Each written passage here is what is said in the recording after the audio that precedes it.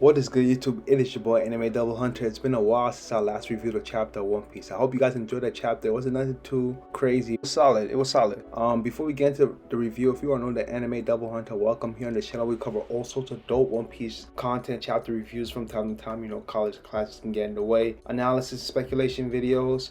Speaking of that, I will be dropping a video on how Luffy will beat Blackbeard or how the fight will plan out. So definitely go ahead and subscribe and join the channel to be on the lookout for that. We also have ability explaining videos on this channel as well as arc analysis coming soon. That being said, feel free to comment down your honest thoughts on the chapter. Drop a like if you enjoyed the video. And with that being said, let us begin. So we start the chapter off with Marco flying around with Izo. Marco says it's kind of a tough flying around when he's injured. He then asks Izo why are they even flying around. Izo then explains the giant yokai caused him to feel uneasy, and Marco's like, where did I even come from? So I guess it's safe to say Kanjuro's final act has been causing more trouble than expected. In the next panel, Marco points out how the tower was on fire, and we see Big Mom right next to them, and she actually has no pupils in her eyes. Big Mom on her Broly shit. Moving on, X-Drake and Apu. So Apu is trying to convince Yamato to form an alliance. Yamato's like, kind of in a hurry, I don't have any time to play with you. X-Drake's like, Apu, what you trying to do, bro? Like, enough of this shit. As Yamato continues on her way, we see the big number calling out for Yamato and yells out Fuga. And Yamato's like, I know it's been a while, but I'm in a hurry. So it seems like people were right. I mean, it's technically not confirmed, but it's safe to say the samurai trapped in the cage with Yamato when she was a child are most likely the numbers. And it's highly likely Yamato watched them get turned into numbers, which probably must be really crazy. Goddamn Kaido, you crazy fuck. As Yamato rushes to disarm the bomb, she thinks about Kanjuro's yokai heading to the basement. So it's highly possible that if Kanjuro's yokai gets there before Yamato, it's possibly the whole entire Onigashima could get blown up in midair, which will be terrible. So yeah, hopefully Yamato makes it on time. But you know, I got faith in her. She's a future Straw Hat, and Straw Hats always come in clutch. You know, Straw Hats always come through when you need them most. So best believe Yamato's gonna pull through. Moving on. So Robin and Brooks. So I think Oda addressed the worry a lot of the fandom had regarding Robin and the whole CP0 pursuit. A lot of people didn't want Robin to get captured again, but at the same time they didn't want Brooke to be the one to defeat or fight on, even in terms with CP0, considering CP9 was so damn strong and awesome. And CP0 has been hyped up for a while. But Oda did resolve that problem with CP0 chasing after Robin with Apu and X-Drake. But before we move on to the next thing, let's talk about it real quick. So Cyberpole was chasing after Robin and Brooke, but the yokai got in the middle of between them, and they happened to get on the same side as Apu and Drake. And Apu, you know, he yells out to CP0, Lapdos are the celestial dragon spotted in Kaido's castle. What a scoop, maybe I'll sell the story to Morgans. And he then adds, after losing the middleman, Doflamingo, the government deals directly with. So now you know the CP0 short dude isn't liking how Apu's talking to him, and he goes to attack Apu. But the thing about it is, Apu, bro, to be honest, I think Oda's trying to tell us that, you know, Apu's been one of the characters we've been underestimating as a fan. Like, how many times has Apu got hit and got back up? So to be honest, Apu might never ever have my respect, but I will say he does have guts. He's been taking a couple of shit and getting back up, so I'll give him his props. But you're still a slimy motherfucker though. So once the CP0 knocks down Apu, he says to, I hope you didn't assume that your allegiance will remain a secret to CP0. X-Drake says, I know you already know, I'm dying to hear your excuse for being here. And as the CP0 short dude gets ready to attack X-Drake, he says, we're just handling pest control. Guys, I think it's safe to say we got some hidden tension going on between the world government and SWORD. It seems like these two organizations do not like each other, even though they're technically all under the same thing. They all technically serve the Celestial Dragon. Back to Drake and CP0 though. Right before he can land an attack on X-Drake, Apu does his boom. And he sends him flying. Apu then says, damn government assassin that freaking hurt. And X-Drake's like, you're still alive? And Apu's like, I can use arm in the hockey, you dumbass. These guys aren't getting off easy, and I knew you were a Marine. So you guys know, it seems like everybody's business is getting spilled all over the table.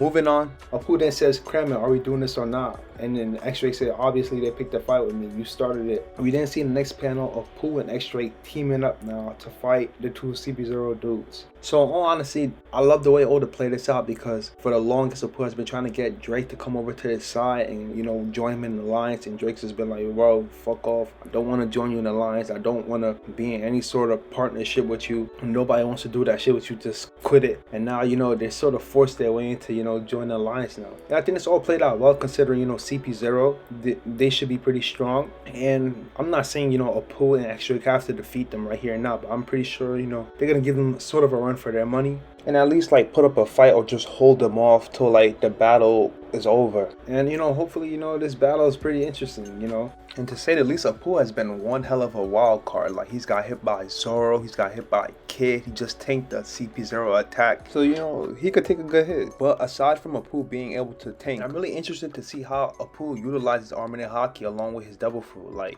can you imagine like Armin and Haki and music? I can't wait to see Oda's creativity just take over and go nuts with Apu. Anyways, time for the highlight of the chapter: Zoro versus King. So we started off with King apparently pulling his head back, making some sort of crazy face, and I absolutely love it because this is what makes One Piece One Piece. At the end of the day, as serious people want it to get, we can't get too serious because it's gonna take it away.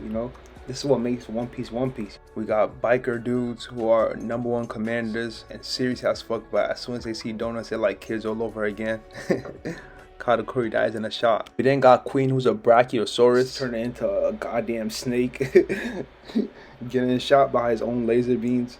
That's what makes One Piece One Piece, and that's why I love it. So, back to the chapter. As Zoro sees King pull his head back, Zoro's like, is that supposed to be pulled like that? And Zoro's face is just crazy as King tries to, I don't know, fucking hit him with turn his head into a spear. I don't even know what the hell King did. All I know is he launched himself and it broke the ground that Zoro was standing on. And Zoro's thinking, okay, I couldn't block it up. It's like a beam. King then said, just like prehistoric times, that's how pterodontists hunted their prey. Man, has King lived for that damn long? Bro, I don't know, bro. We don't know something about King, man. Bro, how old is King? I think that's a great question. Anyways, Zoro says, damn it, his ass sold. He attempted does his 360 caliber Phoenix. But King weaves that shit. King flying it, bro. King pulls in a threat. Zoro thinks, okay, if I can't find a way to reach him, I'm just wasting my energy. Zoro then adds in a little joke. He says, I suppose pterodons flew with fire in their backs too.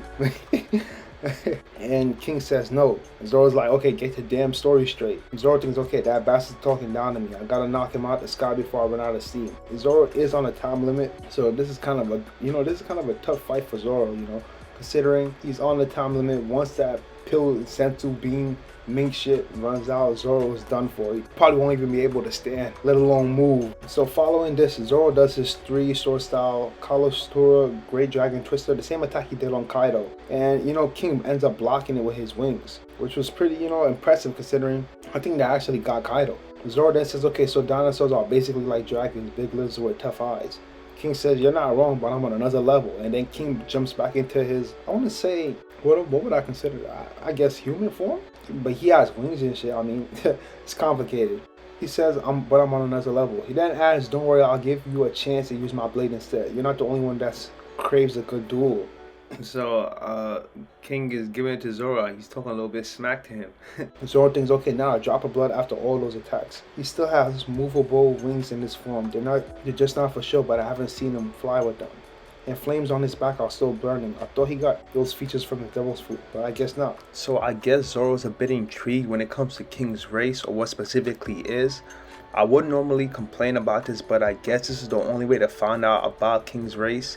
And on top of that, Zoro's gonna need to find out what King is in order to beat him, which is kind of strange and not typically for Zoro, but I guess he isn't fighting just any regular being, so I guess it does make sense. But moving on, he then asks himself, okay, does he have fishman or giant blood? No, it's probably a race I've never heard of. As King sends Zoro flying back, so Zoro's taking a beating right now. And Zoro then said that this was the part of the chapter that had me like, bro, what the fuck are you talking about? He says, I don't think I can win without knowing what he is, as we see Zoro on the ground. Okay, so before we get to the next part with Emma and all that, I found this really interesting considering Zoro has run up against crazy foes and we never seen Zoro once think, okay, I don't think I could pull this off, or I don't think I have what it takes to defeat this dude. To be honest, I may just be underestimating King because, to be honest, when it comes to commanders, Katakuri and Marco have set bar absolutely high. Like, to be honest, it's gonna take a lot for a first commander to impress me after seeing what Katakuri and Marco have done. Even Ben Beckman, and I have a whole bunch of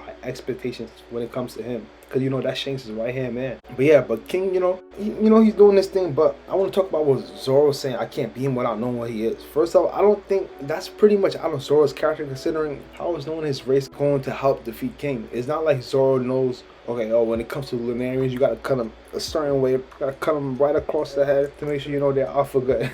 I don't think it's like that, so that seemed really odd to me. And Zoro just finished fighting Kaido and Big Mom. We have not seen Zoro think that at all throughout the whole entire battle. Considering we don't know what he's been thinking, but like, I don't know, it just seemed pretty odd to me, you know. But you know, then again, it should be a difficult fight, so you know, it makes sense. He's fighting the first commander. This is Kaido's right hand man, so I totally get it, and it does make sense. But moving on, as Zoro lies on the ground, apparently defeated, Emma starts going crazy and starts draining the hockey out of Zoro's arm. So I think that's Emma telling Zoro, get your ass up, boy. I don't play that shit, man. You're gonna be a wielder of this blade. You fight until the death, boy. That's just what it is. Regardless, I honestly hope Emma does not end up carrying Zoro. This is a fight against a commander. You know, I don't want this victory to feel a little bit cheap. Like, you know, like, oh, it was because of Emma. You know, I want it to be because, you know, because of Zoro. Zoro cut his ass down. You feel me? So moving on, we end the chapter off with Hiyori luring Orochi. So apparently, I saw a theory going around saying that Denjiro is probably around waiting to kill her, because there's no way Hiyori's gonna kill Orochi. I mean, that doesn't even. So what I think most likely is going to happen is Denjiro's gonna be around somewhere. He's just gonna go ahead and cut Orochi's head off and finish him off. But I don't even think he's gonna die. You know, how many times had they cut his head off? Like, what? Are we going for 3 times? 3 for 3? Anyways, guys, that is the end of this chapter. I think next chapter we're gonna dive more into Law and Kid versus Big Mom, or Sanji versus Queen. I don't think we're gonna get Luffy versus Kaido for a while. Man, it's so crazy. Like, we're in the climax, but you know, Oda's still starting a couple of fights. Oh yeah, we gotta get to the main event. Can't forget about Raizo versus Fukurokujo. Can't wait for that. Anyways, I hope you guys enjoyed the video. Drop a like if you did. Hit the subscribe button for more content. It is your boy Anime Double Hunter. I'll see you in the next one. Peace. Have an awesome day.